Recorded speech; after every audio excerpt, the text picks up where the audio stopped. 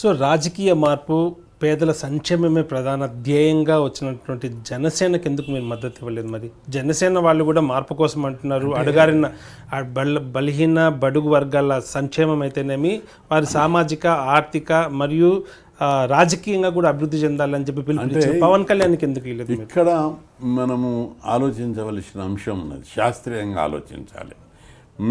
మా టార్గెట్ ఏంటిది? చట్టసభలో రిజర్వేషన్లు సాధించడం. అక్కడ పోటీ ఎవరి మధ్యలో ఉంది? టీడీపీ వైఎస్ఆర్సీపీ మధ్యలో ఉంది. జనసేన పోటీలో పెద్దగా లేదు. రెండవది, జనసేనకి అవకాశం ఇవ్వాలి కదా. పవన్ కళ్యాణ్ ఒక మంచి నాయకుడిగా, మంచి ఆశయాలు ఉన్న నాయకుడిగా గౌరవిస్తాం. కానీ ఆయన అధికారంలోకి వచ్చేటంత పుంజుకోలే. ఆయన అధికారంలోకి వచ్చేటంత పుంజుకొని ఉంటే ఫైట్ ఇస్తాడు, పోటీ ఇస్తాడు అనుకుంటే అప్పుడు ఆలోచించేవాళ్ళం. జనసేన బీసీలకు ఎక్కువ చేస్తుందా, లేదు వైఎస్ఆర్సీపీ ఎక్కువ చేస్తుందా అనేది మేము కంపారిజన్ చేసుకుంటాం. వైఎస్ఆర్సీపీ గెలుస్తుంది ఒకటి. వైఎస్ఆర్సీపీ ప్రాక్టికల్గా పార్లమెంట్లో బీసీ బిల్లు పెట్టింది. రెండవది, రాజశేఖర రెడ్డి గారి సమయం నుంచి చూస్తున్నా జగన్మోహన్ రెడ్డి గారు మాట అంటే తప్పే కులం కాదు, వాళ్ళ బ్లడ్లో లేదు అది. మాట అంటే తప్పరు. వాళ్ళు ఏమన్నారు, మేము అధికారంలోకి వస్తే చట్టసభలో రిజర్వేషన్లు పెట్టిస్తున్నాను. అందుకోసం నేను ఎన్ని రోజులు అనేక పోరాటాలు చేశాను. హాస్టల్ పెట్టాలని పోరాటాలు చేశాను. దేశంలో ఇంతవరకు ఏ నాయకుడు చేయని విధంగా 10,500 ఉద్యమాలు చేశాను. బహిరంగ సభలు జరిపాను. లక్షలాది మందితోటి పెద్ద పెద్ద బహిరంగ సభలు జరిపాను. కానీ మేము సాధించినవి ఏమిటి? విద్యా హక్కు కోసం పోరాడి, ప్రతి ఒక్కరు చదువుకోవాలని చెప్పి పోరాడి, అందుకోసం హాస్టల్ కావాలన్నాం. 6,000 హాస్టళ్ళు సాధించాం. ఇవన్నీ ప్రభుత్వాలు, ఏ ప్రభుత్వం వచ్చినా ప్రభుత్వం చేసే పనులు అవి. మీ విజయాల ఖాతాలో వేసుకోవాల్సిన అవసరం లేదనిపిస్తుంది. ఎందుకంటే నేను అదే మీకు ఎక్స్ప్లెయిన్ చేయదలుచుకున్నా. నా విజయాల ఖాతాలో నేను వేసుకుంటాను. నేను ఖండిస్తున్నా ఆ విషయం. ఎందుకంటే మేనిఫెస్టో పెట్టిన ప్రతి ఒక్క పార్టీ బీసీల సంక్షేమం కోసం అమలు పరిచే స్కీమ్స్ అవి. ఎందుకంటే బీసీ కార్పొరేషన్స్ పెట్టారు, బీసీలకి పిల్లలకి చదువుల కోసం నిధులు కేటాయిస్తున్నారు, బీసీ మహిళలకు ప్రత్యేకమైనటువంటి లోన్లు కూడా ఇస్తున్నారు, డ్వాక్రా మహిళలతో పాటు కాకుండా సపరేట్గా కూడా బీసీల సంక్షేమం చేశారు. ఇవన్నీ వాళ్ళ మేనిఫెస్టోలో పెట్టి మీ విజయాల ఖాతాలోకి ఎందుకు? మేనిఫెస్టోలో పెట్టినవి కావు. ఎందుకంటే దేశంలో 29 రాష్ట్రాలు ఉన్నాయి. ఏ హాస్టల్లో హాస్టల్ ఉన్నాయి, ఏ రాష్ట్రంలో హాస్టళ్ళు ఉన్నాయి, ఏ రాష్ట్రంలో ఫీజుల రియంబర్స్మెంట్ పథకం ఉంది, ఏ రాష్ట్రంలో గురుకుల పాఠశాలలు ఉన్నాయి, ఏ రాష్ట్రంలో ఈ పంచాయతీరాజ్ లోకల్ బాడీలో రిజర్వేషన్లు పెట్టారు 86లో, ఏ రాష్ట్రంలో ఇన్ని ఉద్యోగాలు భర్తీ చేశారు, ఏ రాష్ట్రంలో ఫెడరేషన్లు కార్పొరేషన్లు ఉన్నాయి. తీద్దాం, 29 రాష్ట్రాల్లో మన తెలుగు రాష్ట్రాల్లో ఉన్న అన్ని స్కీములు ఏ రాష్ట్రంలో లేవు. ఇవన్నీ నా విజయ ఖాతాలో. ఎందుకంటే పోరాడి చిన్న చిన్న పోరాటాలు చేయలేదు.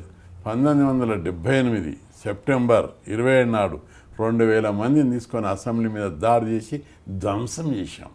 1974లో కలెక్టరేట్ మీద దాడి చేసి కలెక్టర్ను కొట్టి కలెక్టర్ను మోయించాం.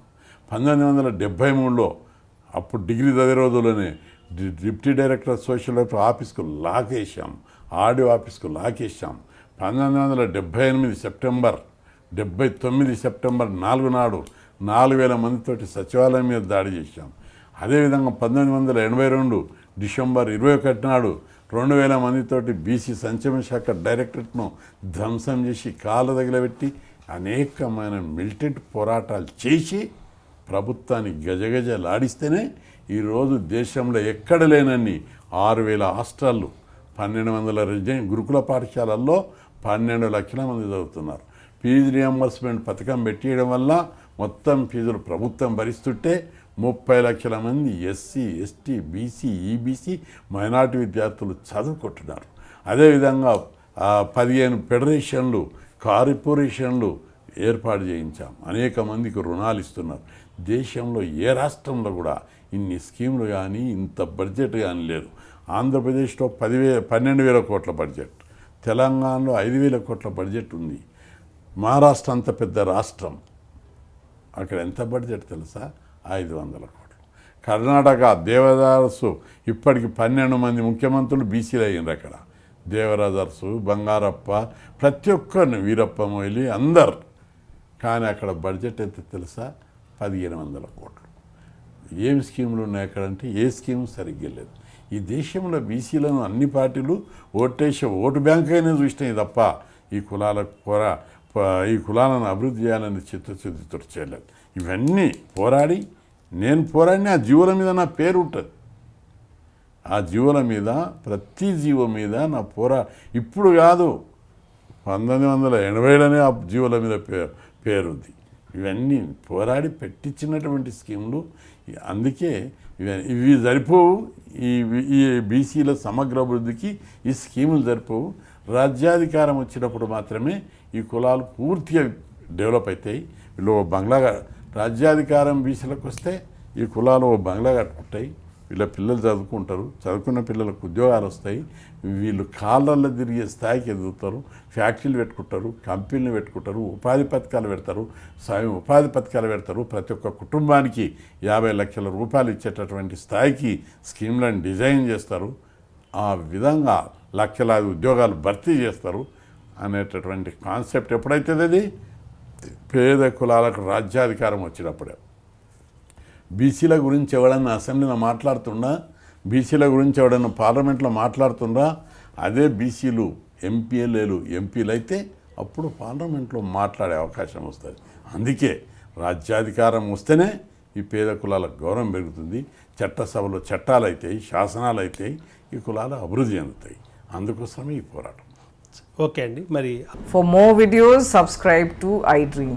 And loads of fun entertainment and content, do watch iDreams. Do subscribe iDream Media. దయచేసి iDreams మీరు సబ్స్క్రైబ్ చేయాల్సిందిగా నేను కోరుతున్నాను. I am Dr. Nayak, DT Nayak. For more videos, please subscribe to iDream. Please subscribe iDream News. Please subscribe iDream. Please subscribe iDreams. మీరు చూస్తున్నారు iDream News.